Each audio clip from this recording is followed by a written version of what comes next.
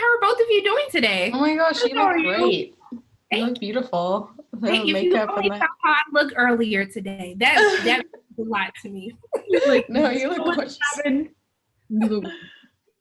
Well, I look. First of all, this series had to make me face my fears. Okay, because you guys were giving me anxiety. I was like, oh my goodness, I needed. What are your fears? That's the question I was going to ask you both of you. I'm afraid of bugs. I do not do bugs. Like, I will literally leave my house and wait for someone to come and kill the bug. That's how much I don't do bugs at all. My mom is from Trinidad and Tobago, and there are some crazy bugs there. Hey, you've told me about it, and I'm like, oh my goodness. No, it's big old bugs. But what are your fears? So it's funny because both I think like Olivia you've been saying the deep ocean, exploring the depths of the ocean, and I've been saying deep space. So both, but like I'm trying to think of like a general one that I'm afraid of. Sometimes I'm afraid of flying. I have to say I'm a little bit nervous. I get over it because I know it's safe and it's fine. It just feels funny that humans can be in a tin can up in the sky. That's what I feel about the sea. I'm like, you're just in a tin can in the sea. That one I don't mind. I don't mind it because I'm still attached to the waves. No, I'm talking deep down. You know what I mean? Valid. They're both valid. Yeah. But Jessica, for you, don't ever put EXO on your playlist by Beyonce, because I was on a flight one time and at the beginning it was like missing control, like Mayday, Mayday, and I thought the plane. It woke me up out of my sleep because I thought the plane was. That's so scary. That's so real. I didn't even think that's so funny. You ever have such bad plane anxiety where you have to listen to the same song over and over and over again? Yes, that's exactly what I do, especially after that. I don't want you to make the same mistake I did. I won't do it. EXO plain playlist. But one of the things that I love about this series is that it really explores really trying to find yourself, because it feels as though all of these characters, they're lost and they're searching for something, but I don't necessarily know if they know the real reason why they're searching for it. And so I wanted to ask the both of you, what do you do when you find yourselves lost in the world? Like, what do you do to really help yourself get back on track? And Olivia, we could start with you.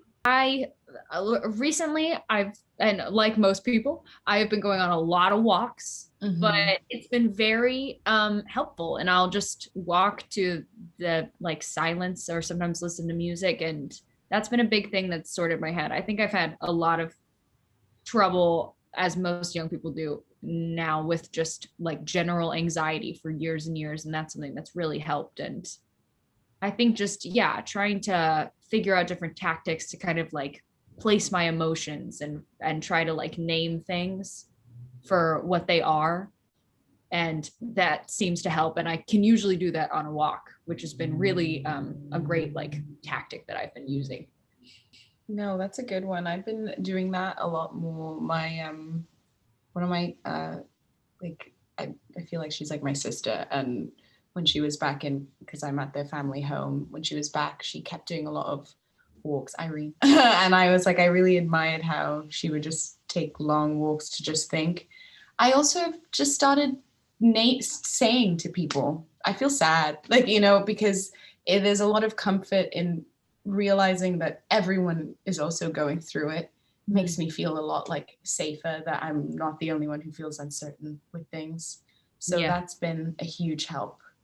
When you find yourself with that, do like a little pleasure that makes you feel good. Like, I don't know, watch your favorite movie, even if you've seen it a million times, or read your favorite book. Do something that's like comforting and soothing. And just tell people, because 9 times out of 10, they're also, especially during these times, feeling the same way. You're so good. Right? I was like, I tell my friends to just do self-care. I think a lot of people don't really take the time to take care of themselves. So take care of yourself. You matter too. We're always taking care of other people. Like, you have to take care of yourself as well. But I gotta talk about this friendship, y'all. Okay? I'm stop dying, all right? Because I'm making me snort. I'll help me. I need you guys to help me. Okay.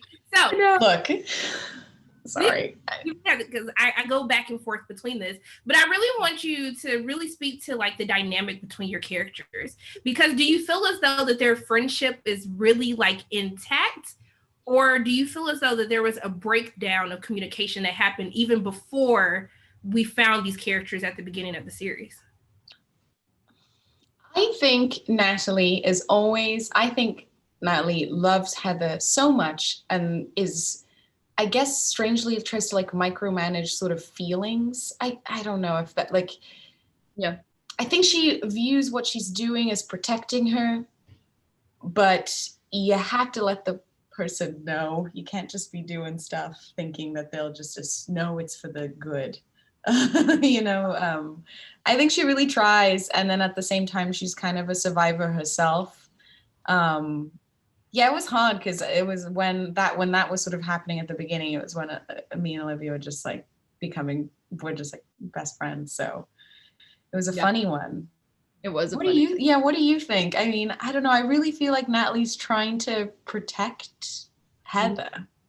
I think for me playing Heather, like a decision I made very early on was that she like isn't truthful with Natalie and Bishop about everything. Like Natalie doesn't know about like her relationship with her mom and stuff like that. So no. That's I think very deep but very fragile because they're just not. And I don't know about your mom. You know what I mean? Like we both keep secrets. We both keep a lot of secrets, and I think that's a thing that you do when you're young, just out of fear of like acceptance and stuff. And so I hope like the characters after this like big summer of lies, you know what I mean? Summer of lies, that they kind of come at the relationship now from like a more mature place.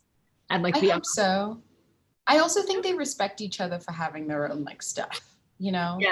Yeah. I feel like that's how I am with my friends. I'm like, if you don't want to go into it, you don't have to. Yeah. You know what? I appreciate both of your insights because I was definitely side-eyeing Natalie, but now I'm going to watch with an open mind. But I want to thank the both of you for taking the time to speak with me. I really thank you so much. I appreciate you guys. Thank you so much. It was so lovely. Thank you so much.